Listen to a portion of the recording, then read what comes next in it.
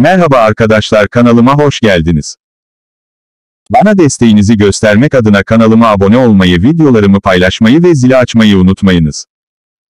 THY, Türkmenbaşı İstanbul özel uçak seferi. 10 Ekim 2021. Türk Hava Yolları, THY tarafından 15 Ekim 2021 tarihinde Türkmenbaşı İstanbul güzergahında düzenlenmesi öngörülen özel uçak seferi hakkında bilgi paylaşıldı. Konuyla ilgili açıklama, Türkiye'nin Aşkabat Büyükelçiliği tarafından yayınlandı. Konuyla ilgili açıklamaya şu ifadeler yer almaktadır.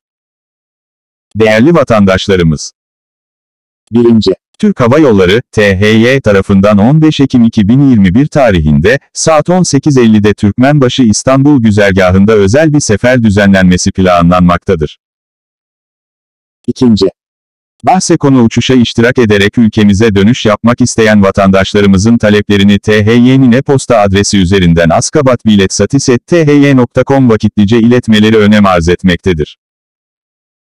3.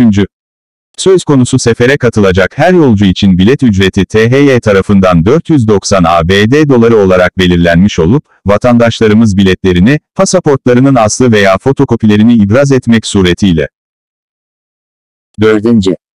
Bagaj limiti 40 kilogram, ayrıca 8 kilogram el bagajı olup, ihtiyaç duyulabilecek ilave bilgiler için THY'nin Aşkabat ofisi ile temas edilmesi uygun olacaktır. 5. Söz konusu uçak seferiyle seyahat edecek 6 yaş ve üstü yolcuların uçağın kalkışından önceki son 72 saat içerisinde yapılmış negatif SARS-CoV-2 PCR test sonuçlarını ibraz etmeleri gerekmektedir. Negatif SARS-CoV-2 PCR test sonucunu ibraz etmeyenler uçuşa kabul edilmeyecektir. Bu gereklilik transit ve transfer yolcular için geçerli değildir. 6. Ayrıca, Türkiye'ye giriş yapacak 6 yaş ve üstü yolcuların, uçağın kalkışından önceki son 72 saat içerisinde, register.health.gov.tr adresinden, Türkiye'ye giriş formunu elektronik ortamda doldurmaları gerekmektedir. Söz konusu formun yolcular tarafından doldurulup doldurulmadığı, yolculara ait mobil cihazlardan veya kağıt çıktısı ile uçuş öncesinde THY görevlileri tarafından kontrol edilecektir.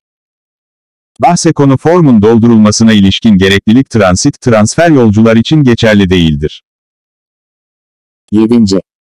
Diğer taraftan, söz konusu sefere Türkmenbaşı dışından katılacak vatandaşlarımızın iç hat yolcu biletlerini bulundukları vilayetlerdeki Türkmen Hava Yolları ofislerinden vakitli olarak temin etmelerinde fayda görülmektedir.